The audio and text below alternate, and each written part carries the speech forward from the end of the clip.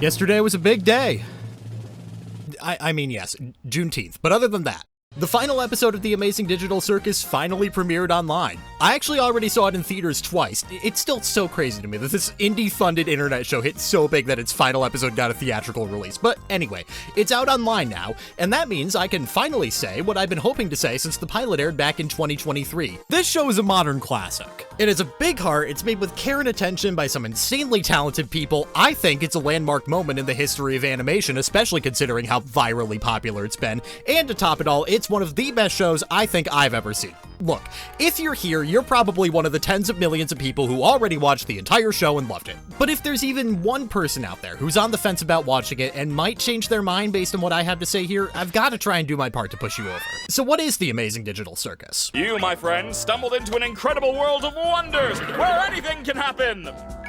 Except for swearing. Well, I could just tell you the premise. A bunch of humans trapped in a digital world with no escape, suffering at the hands of the rogue AI in charge of the place who, despite his best efforts, just can't seem to understand them. But to me, that's not what this show is. Don't get me wrong, it's a great story. In fact, it's sort of a modern take on the 1967 short story, I Have No Mouth and I Must Scream. But there is so much more to this show than just that premise itself. Is that all there is? Of course not! For one thing, there's how it tells its story. There's a decent amount of action in the adventures, but it's not as much about action as it is about emotion. The adventures that Ringmaster Kane subjects the cast to aren't real in the strictest sense of the word.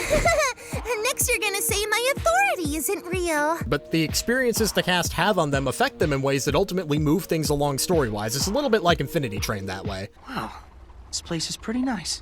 And also like Infinity Train, every one of those adventures has a distinct setting that plays perfectly into what the adventure is trying to show us, often in interesting and unexpected ways.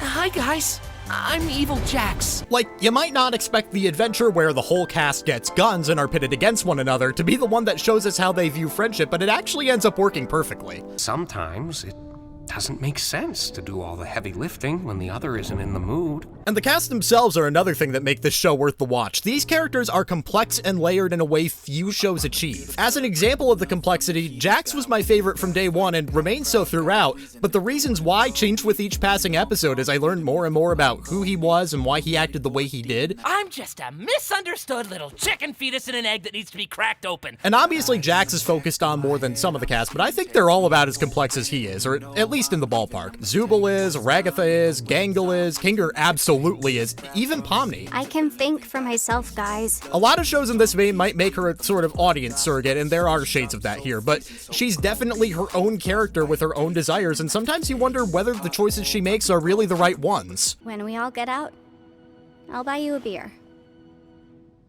Make the right choice. That complexity is just one aspect of the overall writing, which is excellent in its own right. I'm right behind you, aren't I? Obviously, on one hand, there's all sorts of great humor, snappy jokes, subtle gags, but in the more serious moments, the characters' lines and emotions still manage to feel natural and authentic. And crucially, the crew never overdoes it. When you hear the voice cast talk about their experience working on the show, it's very clear that Gooseworx took a very less is more approach to directing, and in my opinion, that pays off in spades. Try too hard to get on their good side, and then I just end up pushing them away.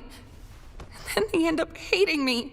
She shows the mystery and tragedy of this world in a way that feels like we're experiencing it right along with the humans trapped inside it. Every episode we reveal a little more about the characters and the world. It's very Gravity Falls-esque. The styling of the show is so unique, too. The whole motif of the circus is one aspect of that. It's unadulterated craziness that there just isn't an escape from.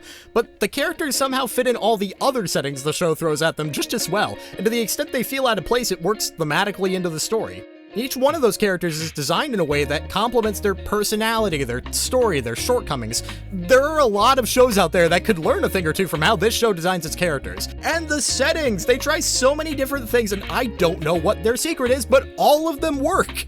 They nail horror, they nail anime, they nail fast food, they even nail a bunch of depressed people sitting around just having coffee.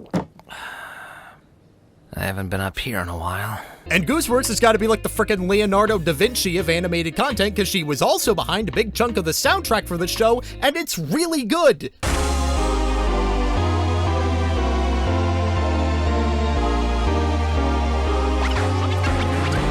Obviously, Kane got his little villain song. That was a standout moment. That's one of my favorite parts of the show, actually. Don't need to scream if you ain't got a mouth. But even outside of that, the songs are written and deployed so skillfully. That moment at the end of the first episode where Your New Home plays as we zoom out on the circus might just be one of my favorite TV moments of all time. I was so glad they did a little reprise of it in the finale. And that's just one example of how versatile that little theme leitmotif is.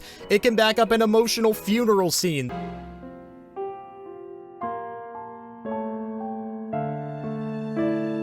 The cheery opening sequence. The whimsical credits that feel like whiplash after the insanity of an episode. As someone who is both a musician and has a lot of script ideas for TV series, I just have to say, Goose, I am incredibly jealous of your talent, not just on the soundtrack, but on literally everything else, and I feel very inadequate by comparison. As for complaints, I guess I got a couple, but it really isn't anything too major. I feel like it gets a bit too moralistic sometimes. Like, when we have the moments with the characters talking one-on-one with each other about how they feel, it can feel a tad out of step with the rest of what's going on in these episodes. I've got your back if you've got mine. Yeah. Now let's go kill Pomni and Jax. Obviously that line needs to be drawn somehow, but I usually prefer it be done with a pencil rather than a Sharpie. We still need to wait until your other teammates finish their adventure before I can grant you permission to leave. I wonder how long that'll be. Not really typical of what you'd think hell would be. That's about my only complaint with the show overall. I had a few issues with specific episodes. 5 felt a little bit like whiplash to me with all the setting changes, and despite its length, 9 wasn't quite the grand crescendo I was hoping it would be. In fact, I might say it's a little bit too long for what it is, but that said, I still felt like it was an appropriate end to the show. They included basically everything I wanted out of a finale. Oh no, he'll get totally spoiled! From the first time I saw the first episode of this show, I knew that this was a crew that knew what they were doing and that if they only followed through, this would be one of animation's all-time greats. I'm not even going to pose the rhetorical question, they absolutely followed through. The internet is fickle. Memes are born and die within weeks. The fact that this show hit virally the way that it did is almost certainly down to luck, at least in part. But the fact that it stayed viral was not. It absolutely deserves the success and acclaim it's gotten. This is a quality product, not some one-trick meme pony. Born too late to explore the Earth, born too soon to explore the stars, but born at just the right time to watch this show unfold. And you know what? I think I'm content with that.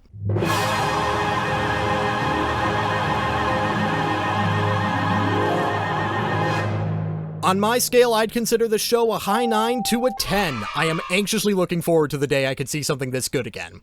But that's just, like, my opinion. Is that what you really think of us? Hey, do you want to share your thoughts on this review? Do you want to recommend me a show to review in the future? Do you want to see more content? Comment, like, subscribe, ring the bell, do it now! Ah!